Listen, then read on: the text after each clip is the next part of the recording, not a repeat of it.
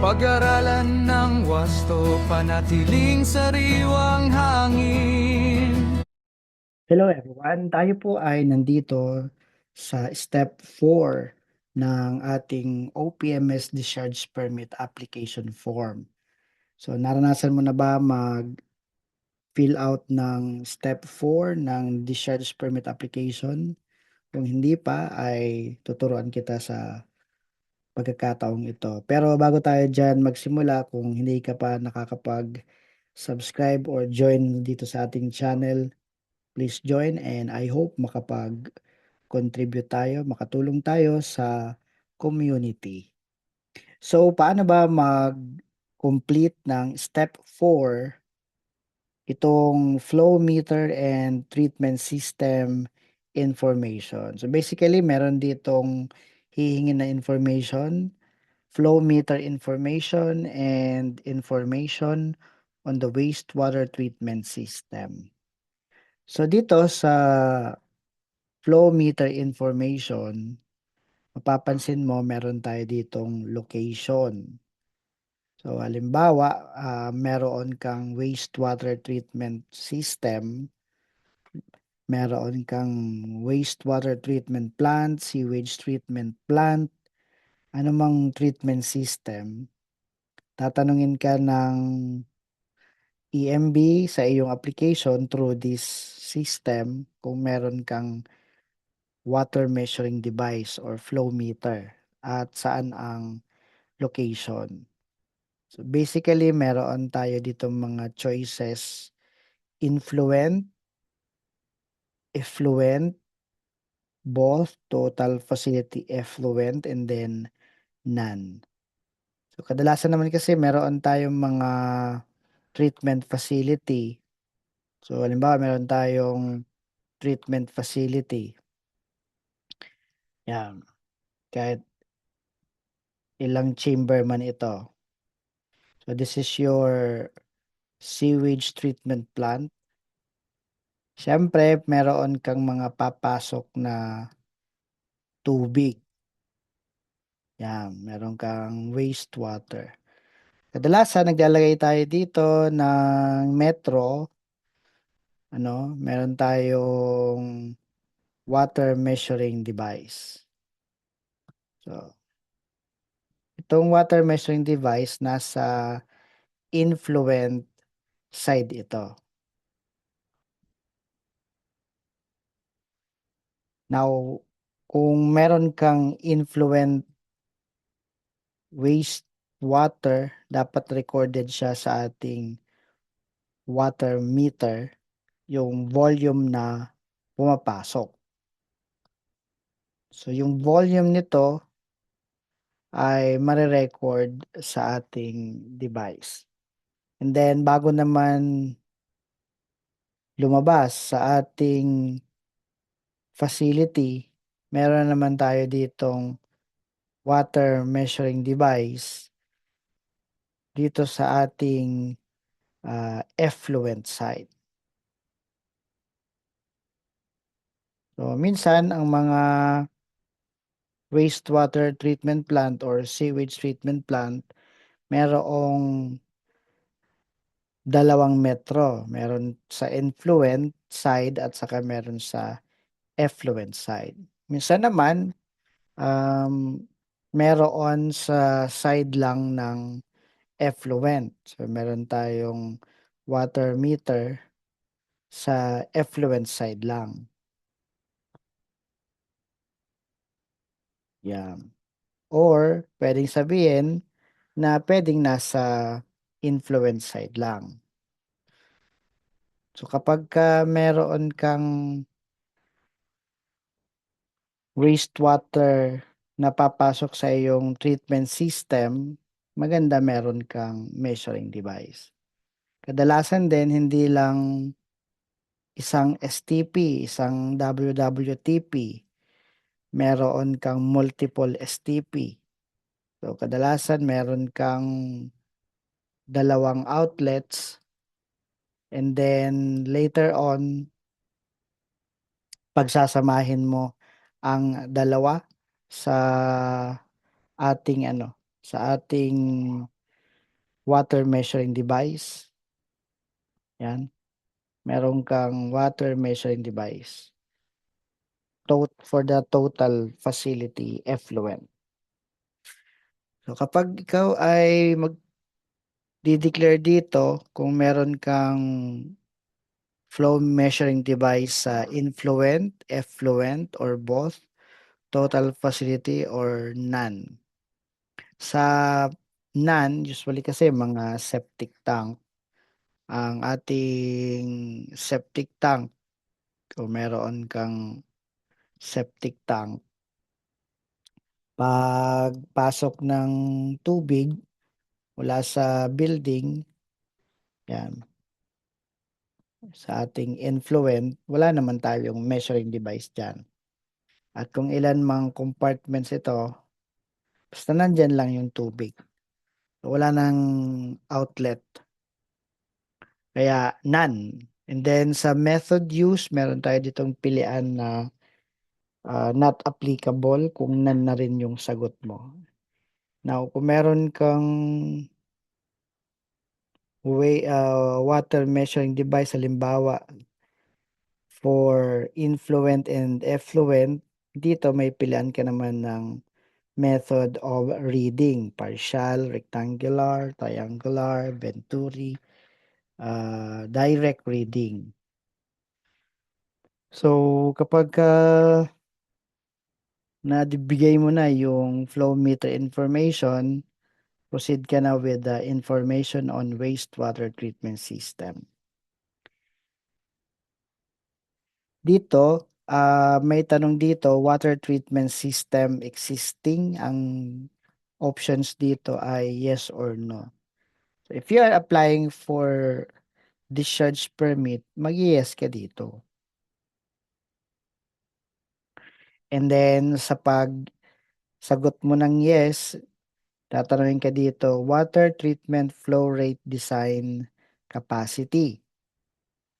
Ilan ang flow rate design capacity? Alam nyo yung ating treatment system, halimbawa ito yung ating SBR or sequencing batch reactor.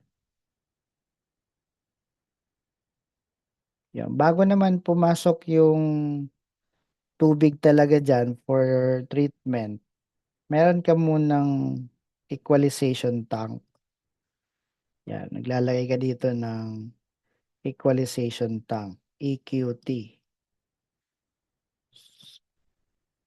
Ang purpose ay para yung papasok na tubig, yung wastewater natin, hindi naman diretso dito. So, meron kang temporary storage. So, kadalasan ito naman ay ano lang ito, rectangular tank. So, rectangular tank ito. So, meron kang makukuha na height, meron kang makukuha na length, and then makukuha na width. So, you can determine the volume nitong equalization tank mo. So, yan, in cubic meter. So, determining the volume, the flow rate design capacity per day. Lalagay mo yan dito, ilan ba? So, halimbawa, meron kang 100 cubic meter per day. Depende kung ano yung length, width, and then height of your equalization tank. Pwede mo na rin sambitin yung ating mga septic tank. Ganun na rin yun, parang equalization tank na din. Temporary storage facility or tank. So, alamin mo lang din yung volume. So, kapag alam mo na yung flow rate design capacity, lagay mo naman dito ang capital, value of capital investment in the wastewater treatment plant. Kung septic tank ba, magkano? SBR, magkano? So, total project cost. So, halimbawa, meron ka ditong 5 million. And then, tatanungin ka naman dito, ano ang mga composition ng primary treatment, yung secondary treatment, at saka kung meron kang chemical treatment. So basically, lahat ng nag-fill out ng step number 4, dapat ang sagot mo dito, yes. So, sa primary treatment, yes ka dyan. So, halimbawa, meron kang septic tank. So, dito, sa composition, lagay mo dito sa others. Meron ka lang septic tank. So, halimbawa, meron kang oil ingress interceptor lamang. Okay? So, you can use others kung hindi mo ma-identify sa mga nasambit sa itaas. Kapag ka meron kang SBR, sequencing batch reactor, so kadalasan meron kang equalization tank. Okay? Kung hindi naman SBR, usually meron kang aeration tank. Itong aeration tank. And then meron ka pang clarifier. So, depende kung ano ang design ng iyong treatment system. So, meron ka pang sedimentation tank. Yan. Depende kung anong pagkaka-design. Pero ang purpose dito sa primary treatment, you just hold the wastewater for a short period of time, and you separate solid from the liquid. Kaya meron kang screening. So, yung ating um, solid sa wastewater, para hindi makapasok sa ating system, meron kang mga screening. Yan, nag-i-screening ka. Minsan may mga kasunod pa sa screening, meron ka pang um, grit chamber. Lalo yung mga sand, silt, clay. Yan. Kung meron kang component or part yan ng iyong treatment system, select mo lang ng iselect yan dyan. Otherwise, kung walang composition ka sa ganyang treatment system mo, dito mo na lang sa others.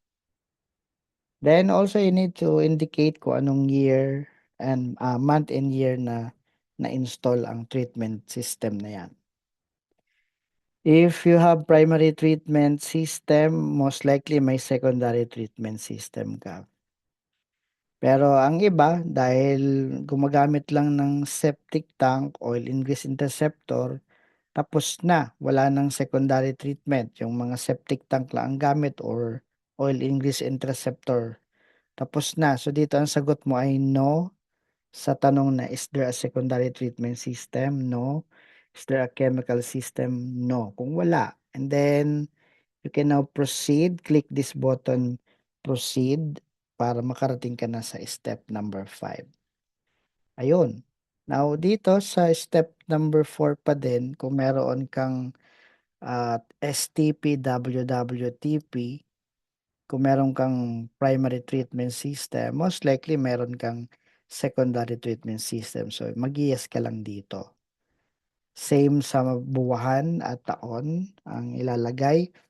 Then, indicate mo dito ang composition ng secondary treatment system. Ito ba ay activated sludge? Ito ba ay single batch reaction? Ito ba ay anaerobic digestion? RBC? Trickling filter? Oxidation? Kung ano. Very common sa lahat, yung SBR. So, yan. Ang i-declare mo kung meron kang secondary treatment system. Kung hindi mo ma-identify dito, lagay mo dito, like for example, yung BBR. Halimbawa, yung MBR. Iba-iba pa. And meron kang DAF.